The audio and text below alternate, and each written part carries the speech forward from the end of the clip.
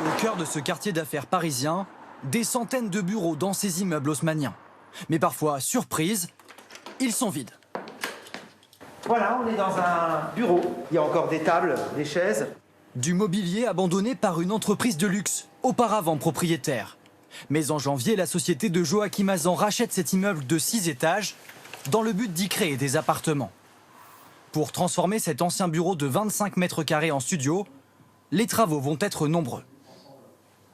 On va sûrement faire arriver une colonne d'eau pour créer une salle de bain. Dans les bureaux, il n'y a pas de salle de bain par définition. Et moi, je verrais bien sur une pièce comme ceci, peut-être un logement pour un étudiant. À terme, plus de 100 personnes pourront habiter les 2000 mètres carrés de cet immeuble. En pleine crise sanitaire, la société l'a payé 20% moins cher par rapport à son prix d'origine. Dans les prochains mois, elle espère acquérir de nouveaux bureaux vacants à Lyon, Marseille et Bordeaux.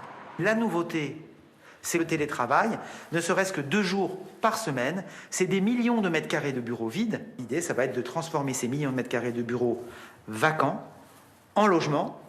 Selon une étude, la généralisation du télétravail pourrait vider à l'horizon 2030 11 millions de mètres carrés de bureaux, soit 20% du parc en Île-de-France. Certains bureaux vacants ont eux déjà été transformés en logements. C'est le cas de l'appartement de Ahmed Bouayoun. Bonjour. Dans cette pièce, la baignoire a remplacé la photocopieuse. Ça se peut que ce soit auparavant un bureau ici. Alors honnêtement, il n'y a aucun signe. Depuis 2 ans, pour 1 100 € par mois, il vit avec sa femme et ses 3 enfants au cœur de la capitale, dans ce duplex de 100 mètres carrés. Une superficie inenvisageable si la mairie n'avait pas eu l'idée de transformer d'anciens bureaux en logements sociaux. Surtout quand il s'agit d'une famille nombreuse, où il faut, on va dire, des logements de T5 ou de T4. C'est pas facile d'avoir sur Paris. Un recyclage de bureaux en logements accéléré par la crise du Covid.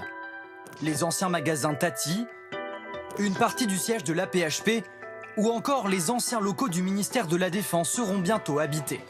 26 millions d'euros dépensés par la ville pour ce bâtiment. Près de 200 logements disponibles en 2023. Mais selon cet adjoint en charge de l'urbanisme, ces transformations ne pourront pas résoudre la crise du logement dans toutes les métropoles de France. Alors non, ce n'est pas une solution miracle. Il faut construire du logement, c'est impératif, sinon notre pays va au-devant d'une crise d'accès à l'habitat absolument majeure et qui touchera d'abord les plus fragiles. Pour redonner vie à d'autres bureaux vacants, 4 assureurs se sont récemment engagés à lever 1 milliard d'euros d'investissement sur 3 ans.